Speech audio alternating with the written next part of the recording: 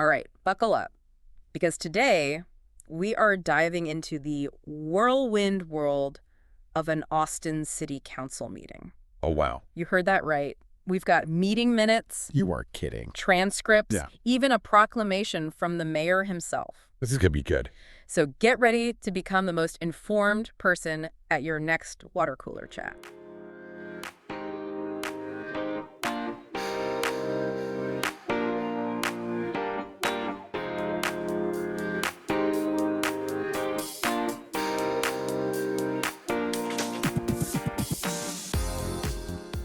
You really outdid yourself with this material, by the way. Well, gotta keep things interesting, right?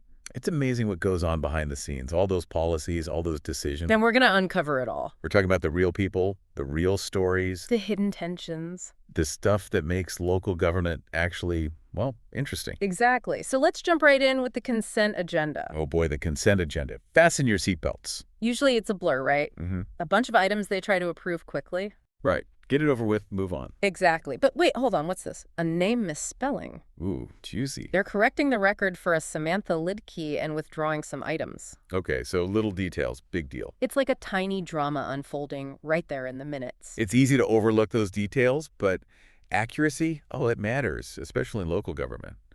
And that name, Lidkey, it rings a bell.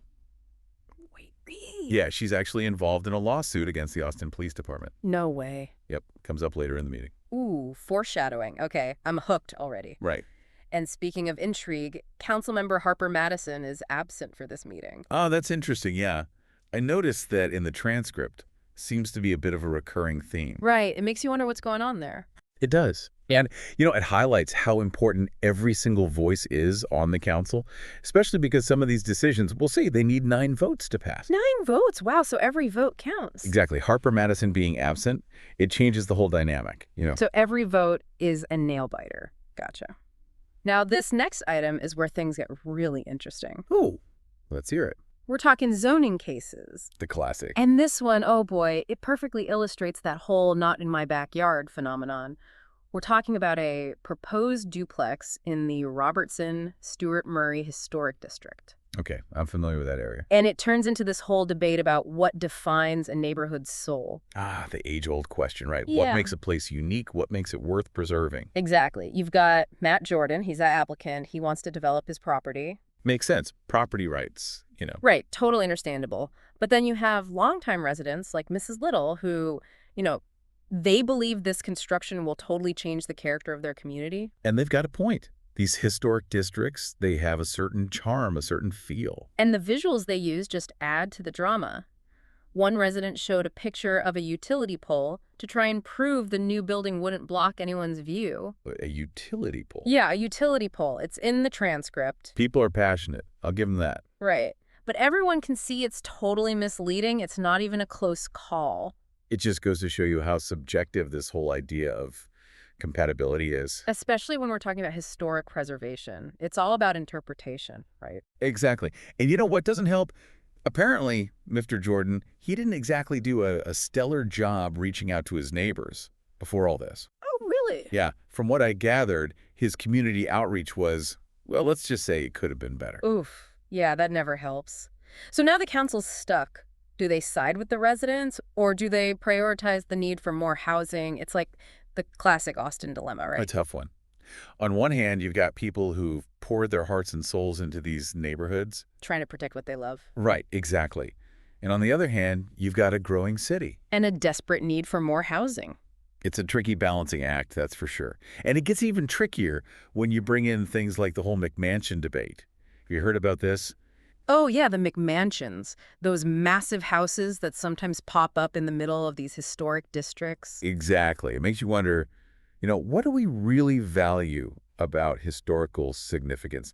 Is it about preserving a certain aesthetic, a certain scale, or is it about something more? That's a great question, and it's one that Austin is grappling with more and more every day. It's a conversation that's only going to get more heated as the city continues to grow and evolve. Speaking of heated conversations, let's shift gears to a different kind of battle. Okay, hit me. This one's about Development versus the environment. Ah, another classic Austin showdown. Right. We're talking about the Barton Creek watershed, that crown jewel of Austin's natural beauty. Beautiful area. The proposed West Creek mixed-use project, which is a big apartment complex. Okay, I'm seeing where this is going. It pits the need for growth against the importance of safeguarding this sensitive ecosystem. It's a tale as old as time.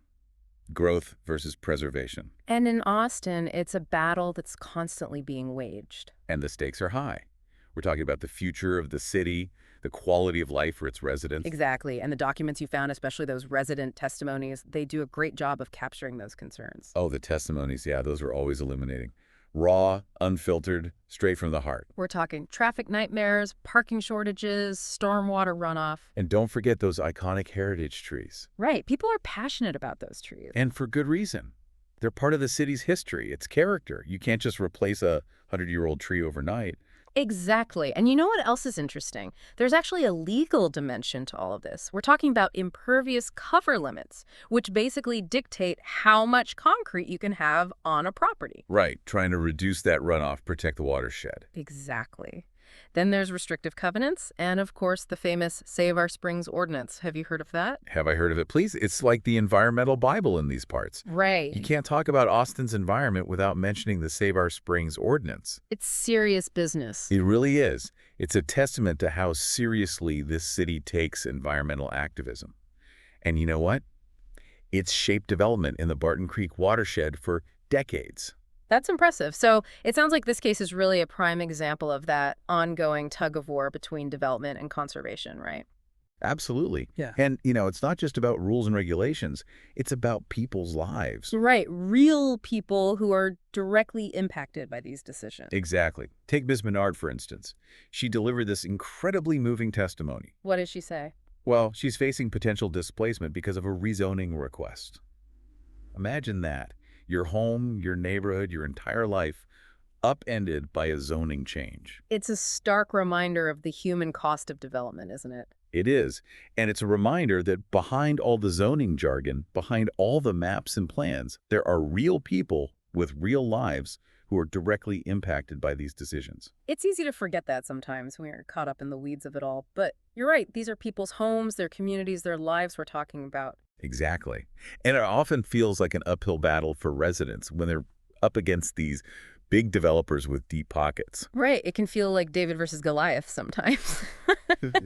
Speaking of which, you're not going to believe what one resident said about trying to negotiate with the developer. Okay, now you got me curious. So there's this thing called a restrictive covenant, right? Basically, it's an agreement that limits what can be built on a property. All right, I'm familiar with those. So this resident, his name is Gene Adams, he compared trying to negotiate this restrictive covenant with the developer to herding cats. That's a good one. I know, right? It perfectly captures the frustration, the absurdity of it all. Right. And it's funny, but it also highlights this very real sense of powerlessness that many residents feel when they're dealing with these big development projects. Absolutely. And these aren't just abstract policy discussions. They're about real people trying to make their voices heard, trying to have a say in what happens in their own communities. And some residents feel like those voices aren't being heard. I'm looking at the transcripts now, and the testimony about the city's notification processes is just heartbreaking. Oh, the notification process. Yeah, that's a whole other can of worms. People feel left in the dark, like decisions are being made without their input. It's a common complaint, and for good reason. Right. It makes you wonder, how can we expect people to engage in a meaningful way when they don't even know what's going on? Exactly. It all comes down to transparency and accessibility. Two words that don't always seem to go hand in hand with local government, unfortunately. You're telling me. But seriously, how do we ensure that residents have a genuine say in the decisions that directly impact their lives? That's the million-dollar question. It's a question that every city grapples with, but it seems especially pertinent here in Austin, given our rapid growth and the constant tension between preserving what we love about this city and embracing the changes that come with progress. You hit the nail on the head. Oh. It's a balancing act, and one that we haven't always gotten right. But you know what? I'm hopeful. Me too. Yep. There are a lot of passionate, engaged people in this city who care deeply about its future. And as long as we keep those conversations going, as long as we keep pushing for transparency and accountability, I think we have a shot at getting it right. I agree. And speaking of weighty matters, this next item in the agenda takes us from the local to the global, Oh, let's hear it. the Israeli-Palestinian conflict. Wow. It's not every day you see a global issue like that debated at a city council meeting. It's pretty remarkable when you think about it.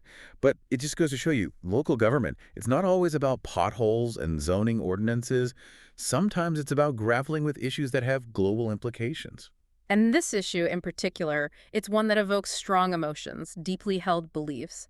It's a complex issue with a long and often painful history. I'm curious to hear how the council even begins to address something like this. Me too. And, from the transcripts, it's clear this wasn't just a symbolic gesture. There were impassioned arguments from both sides. Which makes sense given the gravity of the situation. Exactly.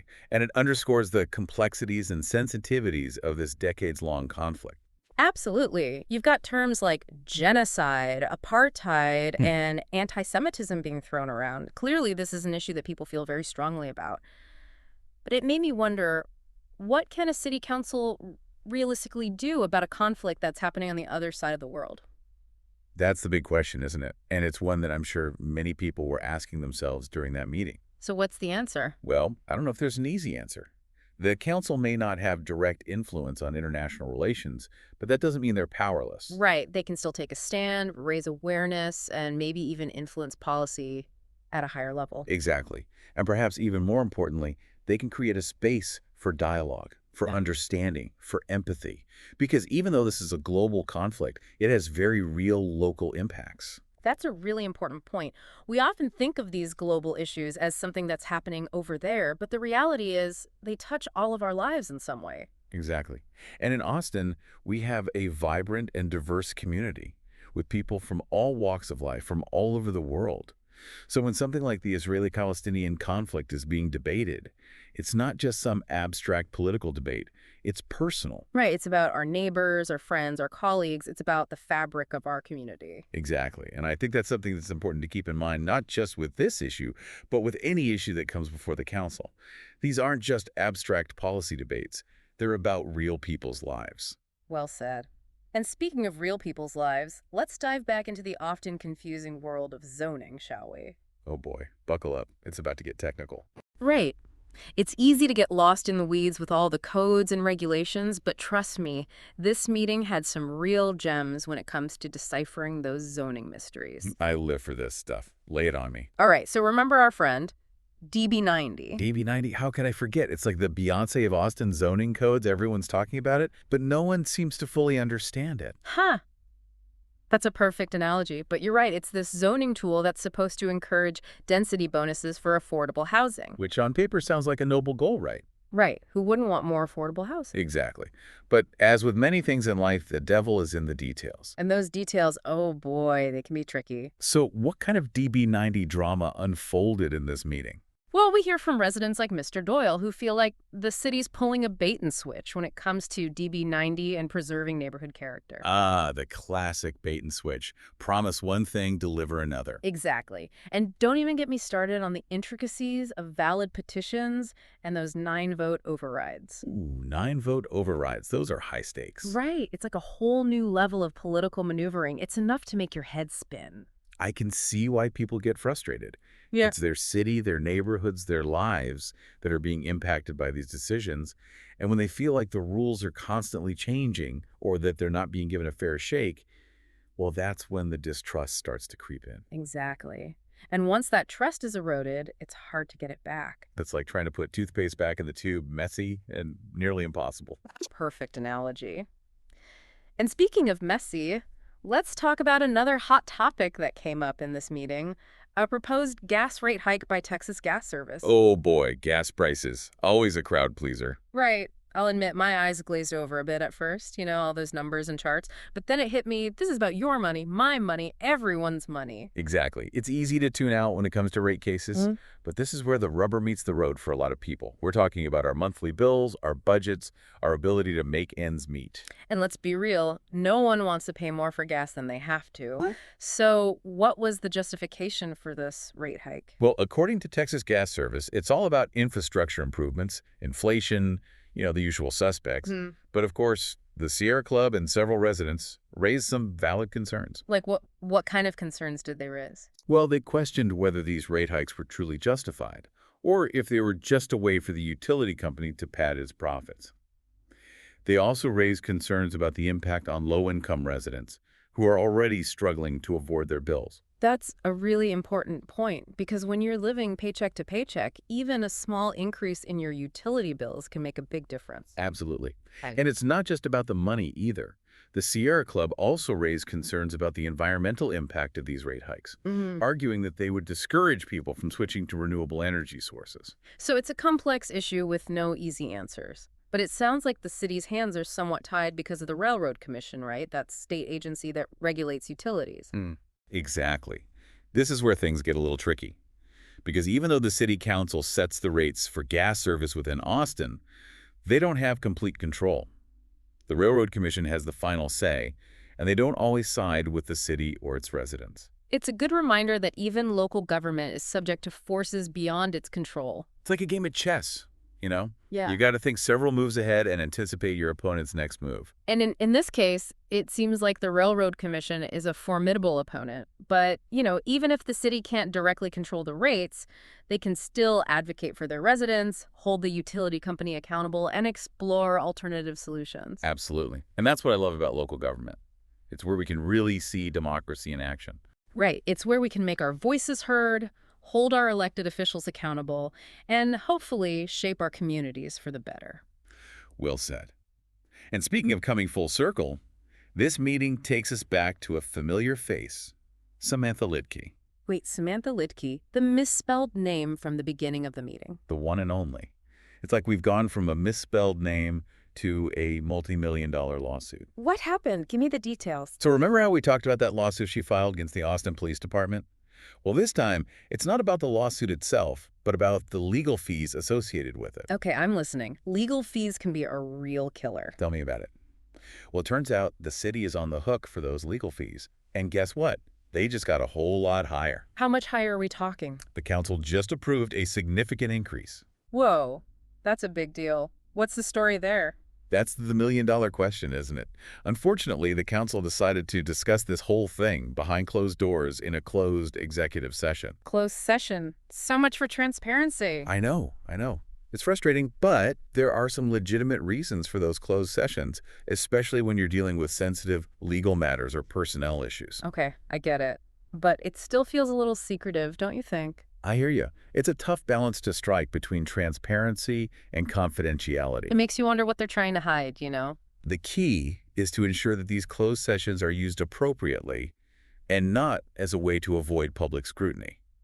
Accountability is crucial. Right. We need to hold our elected officials accountable, and that means demanding transparency even when it's uncomfortable. Exactly. We can't just blindly trust that everything is above board.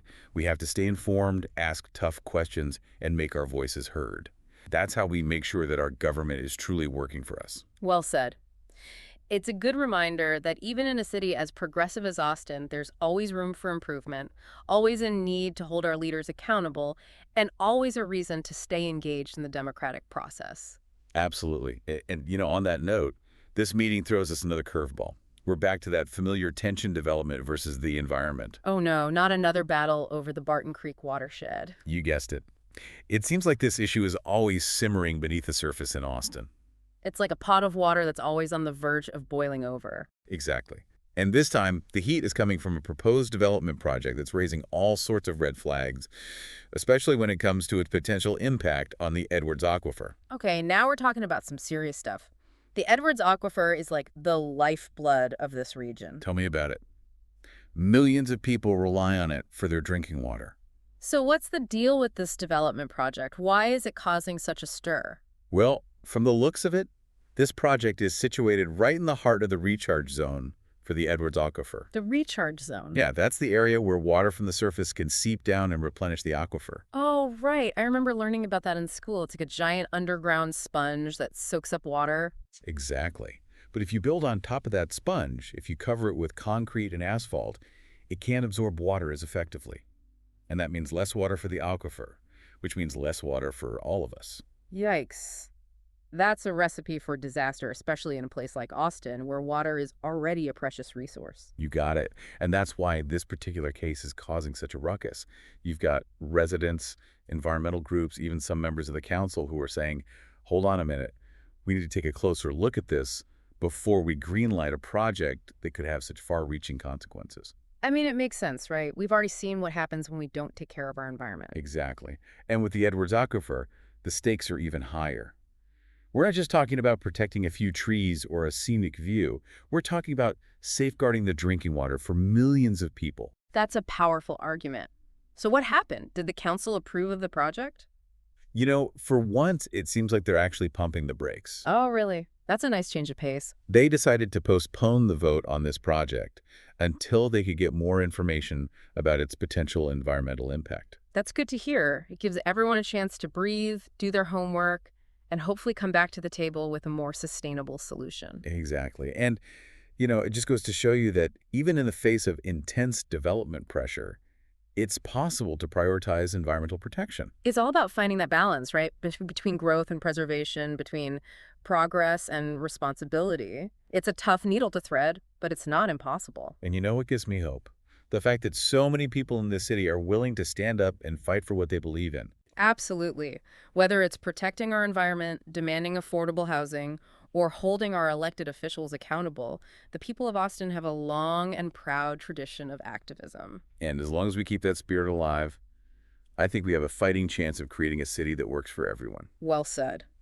And on that note of cautious optimism, we'll wrap up part one of our deep dive into this epic city council meeting. Don't worry, we're just getting started. There's plenty more drama, intrigue, and civic engagement where that came from. So stay tuned, folks. You won't want to miss the next installment of our City Council Chronicles. You know what's fascinating about all this? It's like we're getting this little peek behind the curtain of city government, seeing how these decisions are made, who's involved, what the stakes are. It's like we're armchair activists. Exactly. And speaking of activism, this next item takes us back to that ongoing battle between development and the environment. Remember that not in my backyard mentality we were talking about earlier? Oh yeah, that's a classic. People want progress, but not in their own backyards. Exactly. And this case is a perfect example of that. We're talking about, once again, the Barton Creek watershed. That beloved, yet perpetually embattled watershed. What's going on this time? So there's this proposed development project, Another one. and it's causing quite a stir because of its potential impact on, you guess it, the environment. This watershed is like a magnet for development drama. What are the specifics on this one? What's getting people fired up? Well, we hear from Mrs. Berry, the president of the West Creek Neighborhood Association. Okay, she's a force to be reckoned with. I've seen her in action at other meetings. She is fired up about this project. What are her main concerns? Traffic, flooding, noise. It's usually a combination of things with these developments. Oh, you name it, she's concerned about it. Increased traffic, more stormwater runoff, the potential loss of those beautiful heritage trees. Ah, yes, the heritage trees. Always a sticking point. People get very attached to those trees, and for good reason. They're part of the city's history, its character. And you can't just replace a 100-year-old tree overnight. Absolutely not. It takes decades, if not centuries, for a tree to reach that kind of stature, to provide that kind of shade, that kind of ecological benefit. Trees are like the elders of our community. We need to treat them with respect. I love that analogy. Trees as the elders of our community. And speaking of community, Mrs. Berry made a really interesting point about the interconnectedness of this ecosystem. She was saying how the Barton Creek watershed isn't just some isolated thing. It's a vital part of what makes Austin, well, Austin. She's absolutely right. It's all connected. The creeks, the springs, the aquifer, the trees, the wildlife. You can't just mess with one part of the ecosystem without impacting the whole thing. It's like a giant game of Jenga. You pull out the wrong piece, and the whole thing could come crashing down. That's a pretty intense visual, but you're right, it highlights the stakes involved here. We're not just talking about one development project, we're talking about the health of an entire ecosystem that sustains us all. Exactly. And it's not just about the science either. There's a cultural and historical dimension to this as well. The Barton Creek watershed, it's been a source of life and inspiration for generations of Austinites. It's where we go to swim, to hike, to kayak, to reconnect with nature. It's part of our identity as a city. And speaking of identity, Austin is known for being environmentally conscious, so it seems a little counterintuitive to allow a development that could potentially harm the watershed, right? It does seem like a bit of a contradiction, doesn't it? Yeah. But, it all comes back to that constant tension between growth and preservation. Austin's growing, and with that growth comes a demand for more housing, more businesses, more infrastructure. But the question is, at what cost? Right. How do we grow in a way that doesn't destroy what makes the city so special in the first place? It's the million-dollar question, and I don't envy the council having to make those tough decisions. But, the fact that we're even having this conversation, the fact that residents like Miss Berry are showing up and making their voices heard, that gives me hope. Me too. It shows that people are paying attention, they're engaged, and they're willing to fight for what they believe in. Exactly. And, it's not just individual residents who are speaking out. I'm seeing reports here from the Save Our Springs Alliance. They've weighed in on this project as well. Oh, the Save Our Springs Alliance, they're like the environmental superheroes of Austin.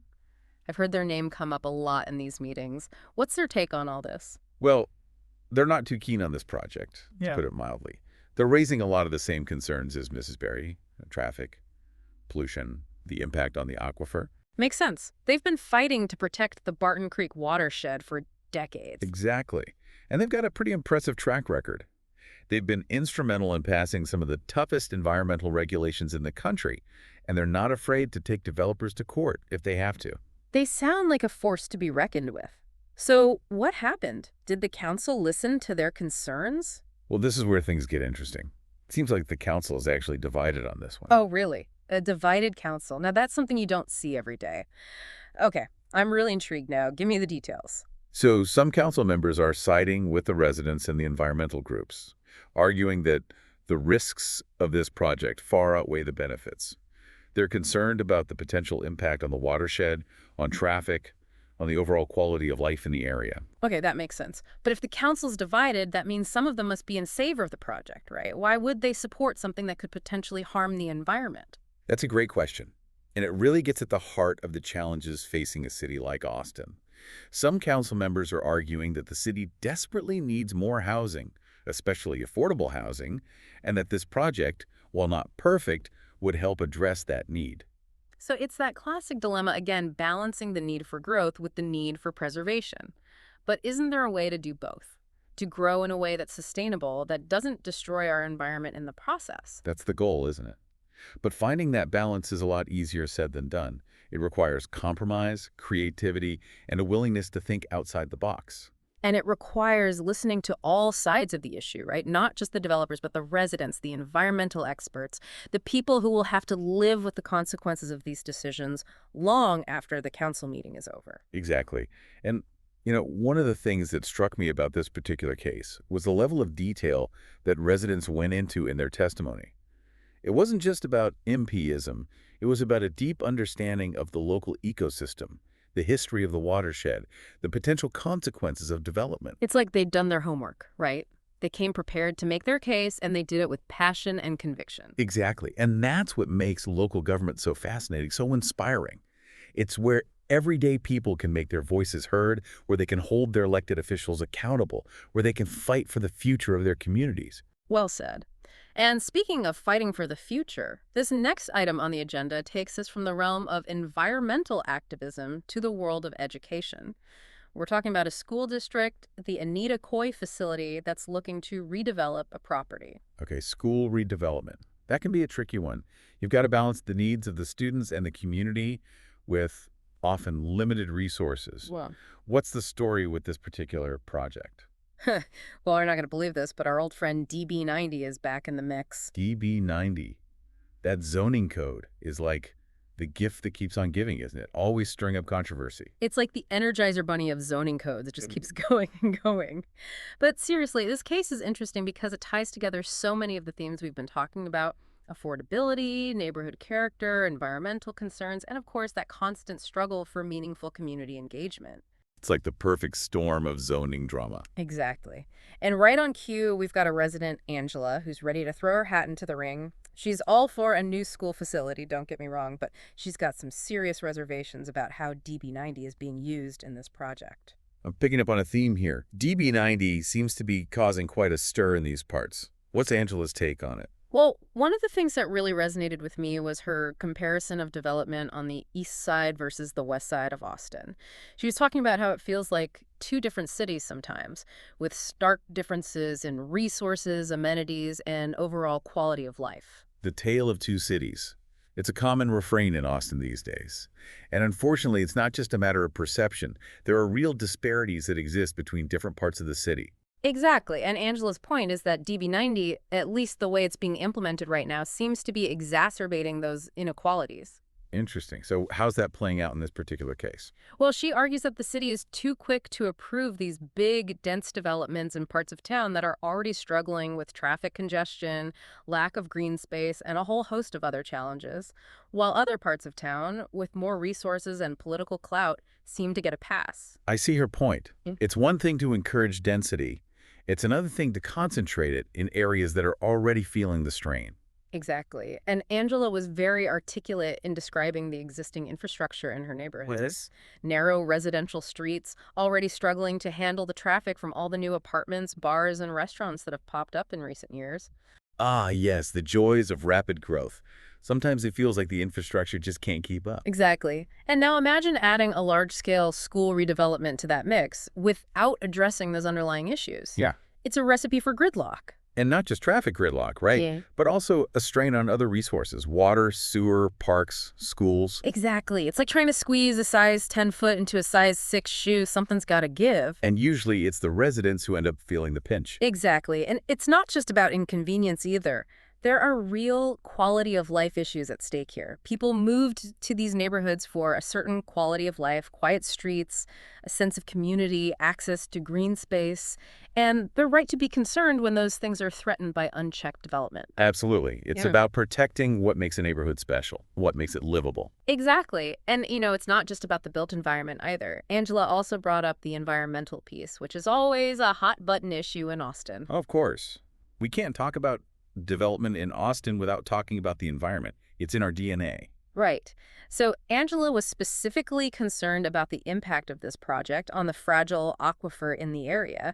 She even got up a previous development project, Storyville, I think it was called. Storyville, yeah, I remember that one. Wasn't that the project that ran into some trouble with the aquifer? Yep, that's the one.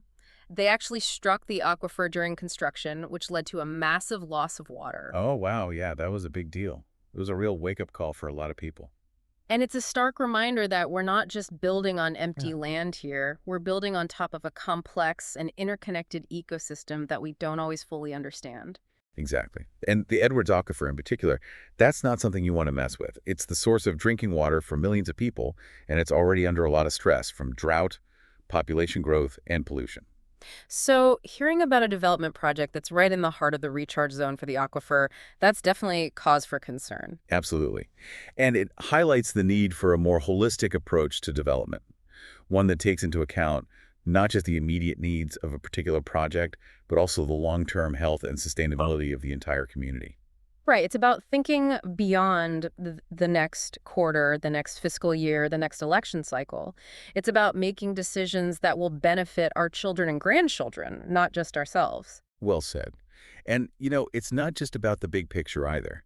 It's about the little things, too, like making sure that new developments have adequate sidewalks and bike lanes so people can get around without having to rely on cars. Yes, and making sure there's enough green space so people have a place to relax, to play, to connect with nature. Exactly. It's about creating communities, not just buildings. And that brings us back to the heart of this whole DB90 debate, doesn't it? It's not just about density, it's about how that density is implemented and whether it's done in a way that benefits the entire community, not just a select few. Exactly. And, one of the things that I always find myself coming back to in these conversations is the issue of process. How are these decisions being made? Who's at the table? Are all voices being heard? That's such an important point. Because even with the best of intentions, if the process is flawed, if it's not transparent and inclusive, then the outcome is likely to be flawed as well. Exactly. And unfortunately, in this case, it seems like the process has left some residents feeling frustrated and unheard. I'm seeing that in the transcripts, yeah. Hmm. There's a lot of frustration expressed about the city's notification process, or lack thereof. It's a common complaint, and for good reason. People feel like they're being left in the dark, like decisions are being made about their neighborhoods without their input. And that's a recipe for distrust and resentment, right? Absolutely. And it undermines the whole idea of a participatory democracy. Exactly. It's not enough to just have public hearings. People need to feel like they're actually being heard, that their concerns are being taken seriously. And that their feedback is actually being incorporated into the decision-making process. Exactly. Because at the end of the day, it's the residents who have to live with the consequences of these decisions long after the developers have moved on to the next project. Right. They're the ones who have to deal with the traffic, the noise, the strain on infrastructure. They're the ones who have to look at these buildings every day. So it's only fair that they have a say in what their neighborhoods look like, right? Absolutely. It's their city, too. As we've been navigating this maze of zoning disputes, environmental concerns, and community clashes, it's become increasingly clear that we're dealing with something bigger than just a few isolated incidents. It's like we're witnessing a city grappling with its own growing pains, trying to reconcile its past with its future. I couldn't agree more. And this next item on the agenda, it really brings all of those tensions to the forefront.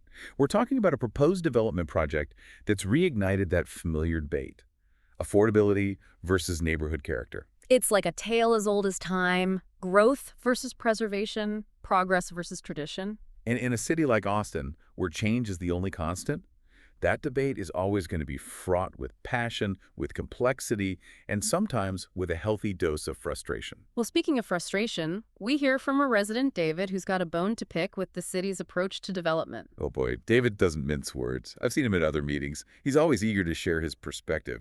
What's his beef this time? Well, he starts off by acknowledging the elephant in the room, the affordability crisis that's gripping Austin. He gets it. People need places to live, and he's not opposed to development in principle. Okay, so where's the but? There's always a but. Right. His but is that he feels like the city is going about it the wrong way. He argues that they're too quick to approve these massive, out-of-scale developments that he claims are completely out of character with the surrounding neighborhoods. That's a common refrain, especially in these older, more established neighborhoods that were built in a time when density wasn't exactly the goal. Exactly. And he's not just talking about aesthetics either. He's talking about the very real impact these developments have on traffic, parking, noise, and the overall quality of life in the neighborhood. It's that sense of place, that feeling of knowing your neighbors, of having a sense of community. Those things are hard to quantify, but they're what make a neighborhood special, what make it home. Right. And those are the things that are often lost in the name of progress, in the pursuit of density at all costs. And it's not just about the residents who are already there. It's also about the people who are moving into these new developments. Yeah. They deserve to live in a place that's well-planned, well-designed, and integrated into the fabric of the community. Exactly. It's about creating a city that works for everyone, not just for the developers who are profiting from these projects. Well said.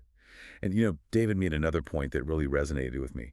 He talked about the lack of green space in many of these new developments. Right. It's like they're just cramming as many units onto a lot as possible, with little regard for things like parks, trees, or even just a little bit of breathing room. It's like they've forgotten that human beings need nature.